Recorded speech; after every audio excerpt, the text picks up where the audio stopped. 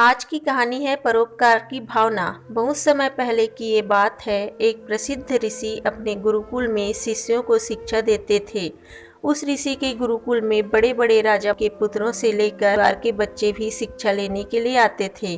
कई सारे वर्षों से शिक्षा प्राप्त कर रहे शिष्यों की शिक्षा आज पूर्ण हो रही थी और इसलिए सभी उत्साह के साथ अपने अपने घर लौटने की तैयारी कर रहे थे। तभी ऋषि ने सभी को मैदान में एकत्रित होने का आदेश दिया। ऋषि का आदेश सुनते ही सभी शिष्यों मैदान में एकत्रित हो जाते हैं। ऋषि सभी से कहते हैं कि आज इस गुरुकुल में आप सभी का अंतिम दिन है और मैं चाहता हूँ कि यहाँ से जाने से पहले आप सभी एक दौड़ में हिस्सा लें। इस दौड़ में आपको सिर्फ दौड़ना नहीं है किंतु कूदना भी होगा और अंत में एक अंधेरी सुरंग से भी गुजरना होगा। क्या आप सब इस दौड़ के लिए तैयार हो? सभी शिष्यों ने एक स्वर में कहा, हाँ हम तैयार हैं। अब दौड़ शुरू हो जाती है। सभी तेजी से दौड़ने लगते हैं। वो सब अंत में उस अंधेरी सुरंग के पास पहुंचे। उस अंधेरी सुरंग में बहुत ज़्यादा अंधेरा था और जगह जगह पर पत्थर भी पड़े थे। पत्थर के चुभने से सभी शिष्यों को पीड़ा होती थी। जहाँ अभी तक दौड़ में सभी शिष्य एक समान बर्ताव कर रहे थे, वहीं इस अंधेरी सुरंग में सभी का बर्ताव अलग अलग हो गया था।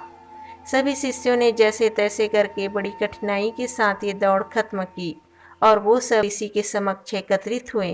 ऋषि ने सभी से कहा कि मैं देख रहा था कि कुछ शिष्यों ने ये दौड़ बहुत ही कम समय में खत्म कर ली, तो कुछ शिष्यों ने ज़्यादा समय लिया। ऐसा क्यों हुआ? ऋषि की बात सुनकर एक शिष्य ने कहा, गुरुजी, हम सभी लगभग साथ में ही दौड़ रहे थे, पर उस अंधेरी सुरंग में पहुंचते ही सबकी स्थिति बदल गई। कोई खुद को संभाल कर आगे बढ़ रहा था तो कोई दूसरे को धक्का देकर आगे बढ़ रहा था और कुछ लोग तो पैरों में चुभ रहे पत्थरों को उठाकर अपनी जेब में रख रहे थे ताकि दूसरे लोगों को बाद में आगे बढ़ने में पीड़ा न सहनी पड़े। इसलिए सबका दौड़ पूरी करने का समय अलग था।